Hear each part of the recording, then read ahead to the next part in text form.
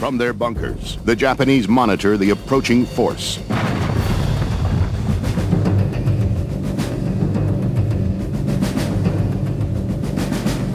The final signal is given.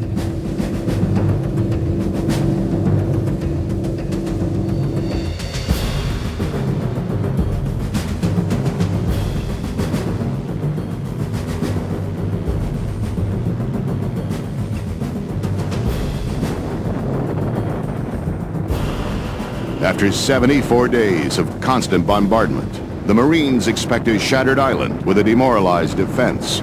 The troops who land are betting their lives that the bombing worked.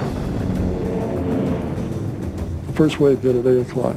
The first 3 waves didn't catch much fire because the enemy was still hunkered down in their pillboxes in the caves and tunnels because naval gunfire was keeping them down.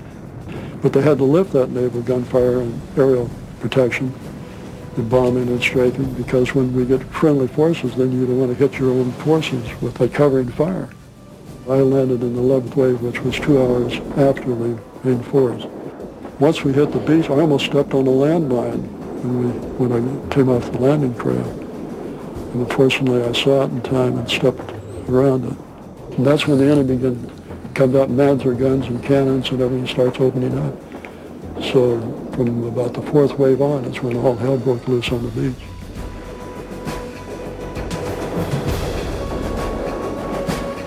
Down near the base of the volcano, up till midway, was that black sulfuric sand.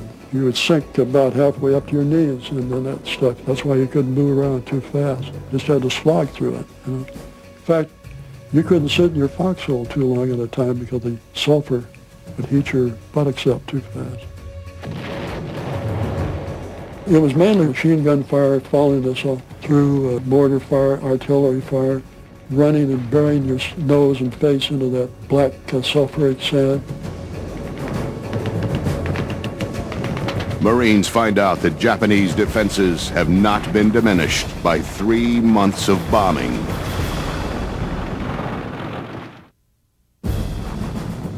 Although the Marines outnumber the Japanese on Iwo Jima, they are pinned down by the enemy's gunfire.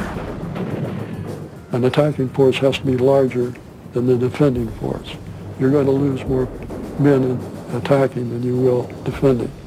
Not only do you advance over the enemy's bodies, you advance over your own men's bodies.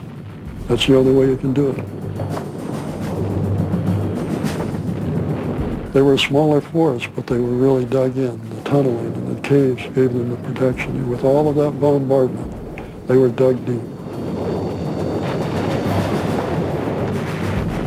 Every inch of that land had to be fought for.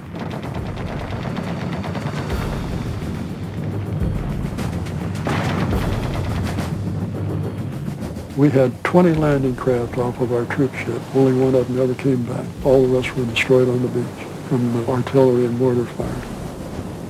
I can remember lying on the beach and looking back over my shoulder and seeing an LC I had blown to bits from the artillery.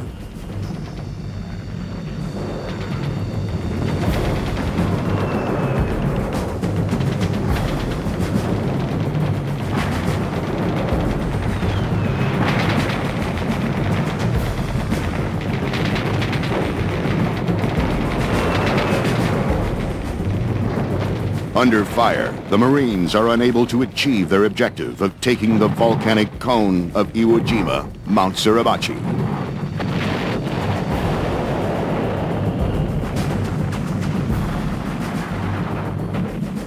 Our first night was spent alongside the airfield that they had, and the artillery fire that came in on us was just something else. You sleep out of exhaustion. But even then your sleep is broken because when you got night infiltration, artillery fire, mortar fire, or the enemy decides to attack, your sleep is disturbed. And then it's hard to get back, you get keyed up, and it's hard to get back to sleep. Finally, the Marines call for help.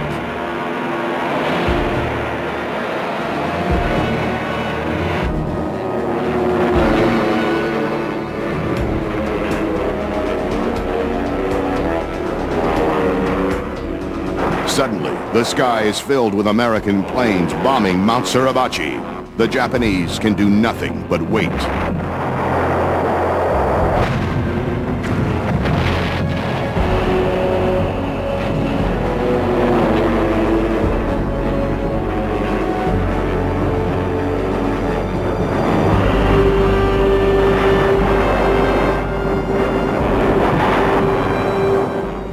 heat of battle, the Navy gives their code name for Mount Suribachi. They call it Hot Rocks.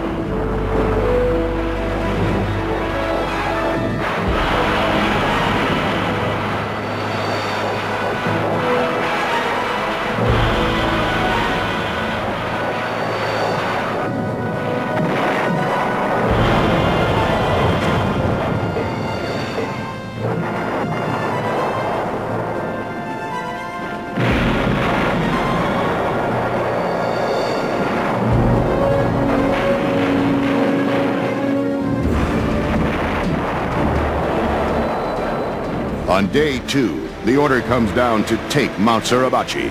After constant shelling of the Japanese fortifications, the Marines inch off the beach.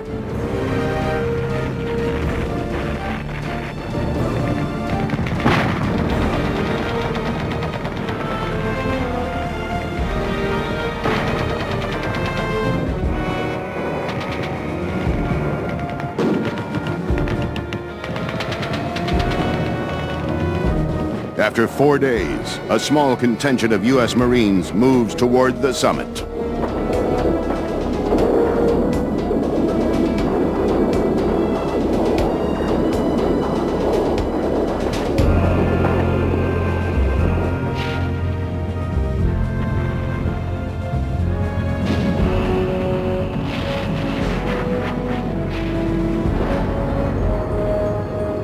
The capture of Mount Suribachi is by no means a decisive victory. The main Japanese force remains intact, but it does have a morale-building effect on Americans. Once word came back that the flag had been raised and we saw it fluttering up there, we thought, well, maybe this thing will be over pretty quick now that they got the flag there. When you're in combat, you're always hoping the next day it's going to end because you're losing men every day. Plus you're always, you have the thought in the back of your mind that you could go at any second. So you're never really at rest. Your eyes are constantly looking